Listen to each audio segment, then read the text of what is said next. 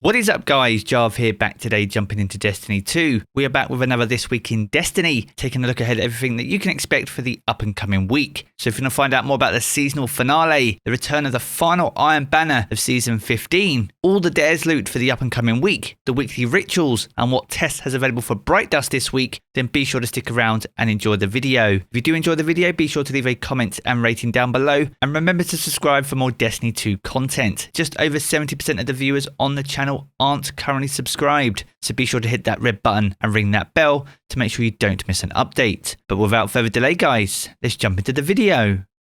Another week and another This Week in Destiny. This week sees the season's finale as we approach the launch of the Witch Queen. This is also the final week to get your triumphs done for the Moment of Triumphs and earn that new seal and those exclusive Moment of Triumph rewards. Now this week is week 26 of season 15, marking 6 months of Season of the Lost. Last week we saw the completion of the bridge over in the Astral Alignment activity, and we are merely moments away now from the season's finale itself. It's the exorcism of Salvatori herself, and the events of this moment will lead us directly into the Witch Queen on the 22nd of February. We made a video covering all the details of the exorcism and some of the rewards you can get from completing this, so if you want to find out more, then be sure to check out that video, and I'll leave the link to that down in the video description below. Now, as well as the much-awaited season's finale, we also see the return of Iron Banner. Naturally, this is the last Iron Banner of the season, and will be your last chance to get your hands on the Multi-Max CCX, Time-Worn Spire, Guided Sight, and also the Steady Hand Iron Banner weapons. These are all being cycled out of the game at the end of the season, so if you haven't got good rolls on these 4 incredible weapons, this will be your last opportunity to get your hands on them. As well as those weapons, it's your final chance to get some Iron Banner bounties, which are some of the best sources for XP if you're looking to carry that over from one season to the next.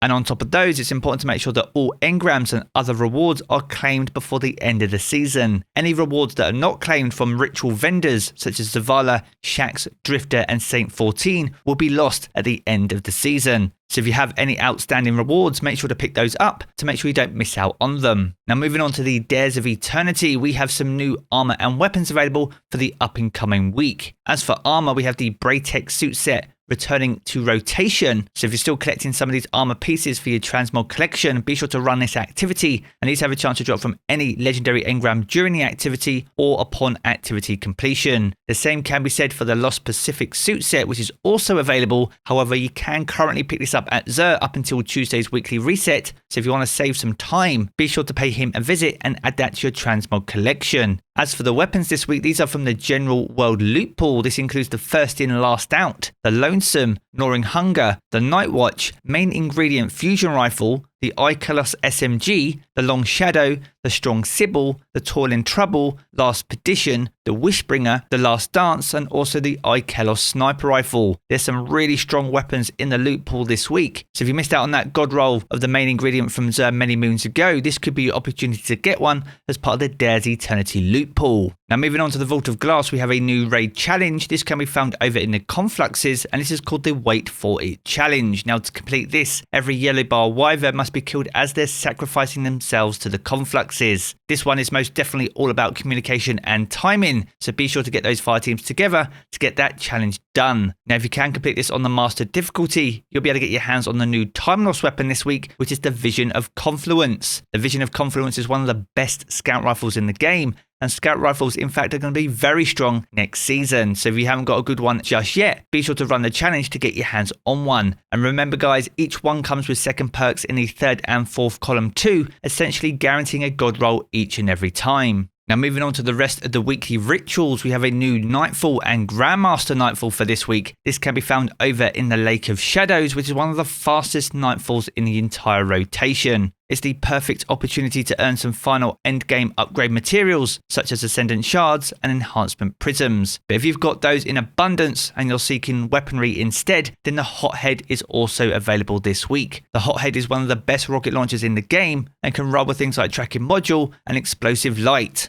So if you haven't been fortunate enough to get your hands on a good roll, this week will be your chance. Now, alongside the Hothead rocket launcher, we also have the Hungary SR4 in rotation. This is in fact the last chance you have to get this scout rifle inside Destiny 2, as alongside the Iron Banner weapons, this is also being rotated out of the game. And as we said with the Vision of Confluence, scout rifles are going to be in a very strong position going into the Witch Queen DLC. So if you haven't got a god roll on this, such as rapid hit and explosive payload, be sure to jump into the Lake of Shadows to get your hands on one. Now, as for the bonus ranks this week, these can be found over in the Crucible playlist and go hand in hand with the Iron Banner event. So whether you're seeking out Iron Banner weapons, completing Iron Banner bounties, or just want to earn additional Crucible ranks to earn some last minute loot in Season 15, be sure to do so in any Crucible playlist this week. Now, if we head on over to Europa, we have a new Eclipse Zone this week. This can be found over in the Cadmus Ridge region. So if you're still seeking out your ornaments to finish up some of the triumphs for Beyond Light, then you'll need to head over there to find your target. Now, the Empire hunt for the up and coming week will be over in the Technocrat. It's a great opportunity to get your hands on the Cloud Strike exotic sniper rifle, which happens to be very strong inside Iron Banner, especially if you have multiple people capturing the same point. So if you haven't got your hands on it just yet and fancy getting yourself some easy multi-kills, then make sure to jump into the Empire hunt this week. Now, as for the Exo Challenge, this can be found over in Simulation Safeguard, which is one of the more challenging ones if you're solo in the rotation. Both the Empire hunt and Exo Challenge are also good sources of pinnacle loot, but to do that, you first need to fully upgrade your sabotage quests over at Varix on Europa as well. If you're earning some final pieces of gear to carry over into next season, then make sure to jump into those activities and get those challenges done.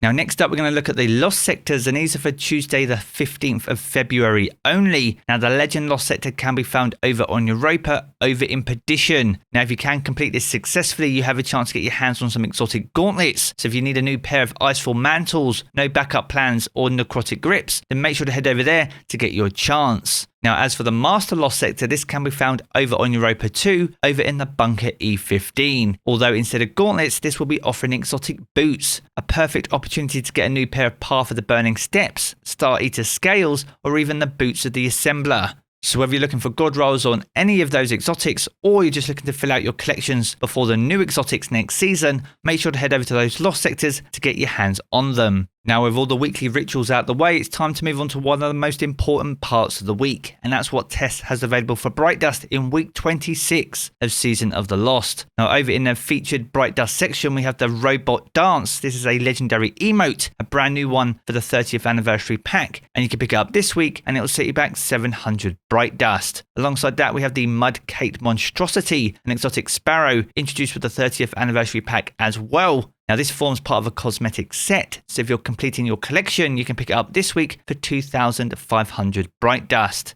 That's alongside the Obsidian Wings, one of the best looking exotic ships in the Eververse inventory. So if you haven't picked this one up just yet, and this was introduced way back in Season of the Worthy, you can pick it up right now for 2,000 Bright Dust. Alongside that, we have the Bungie Ghost Projection. This was introduced as part of the 30th anniversary pack. So if you haven't got this in your collection, you can pick it up right now for 1,500 Bright Dust. Now, over in the main Bright Dust store, we have a new exotic emote called the Spinning Juggle. This was introduced as part of the 30th anniversary pack and was originally available for silver. So if you fancy saving some real world money, you can pick it up right now for 3,250 Bright Dust. That's alongside the Too Cool Dance, a legendary emote also introduced with the 30th anniversary pack, except this one will set you back just 700 Bright Dust. Next, we have the Wheelie Exotic Ghost Shell, a motorcycle helmet themed ghost shell, once again forming part of a cosmetic set. So if you're collecting these, you can pick this up for 2,850 Bright Dust. Next up, we have the VG-17 Flying Fortress, one of the biggest ships available in the Eververse inventory, and was originally introduced back in Season of Arrivals. If you missed out on it back then, you can pick it up right now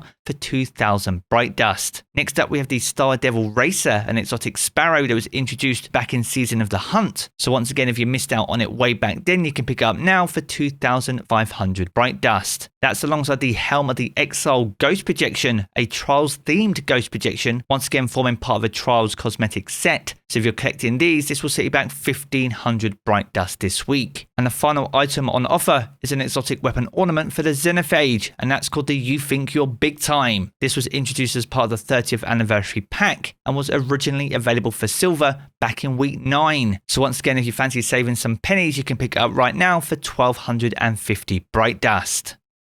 So there we have it, guys, a good look at everything that you can expect for week 26 of Season of the Lost, the final reset of Season 15. If you've enjoyed this video, be sure to check out one of the 2 videos you see here in these cards for more Destiny 2 content. And if you want to keep up to date with everything to do with Destiny 2, be sure to hit subscribe as well. I'm going to jump back into the game as always, guys, and I will catch you all again very soon.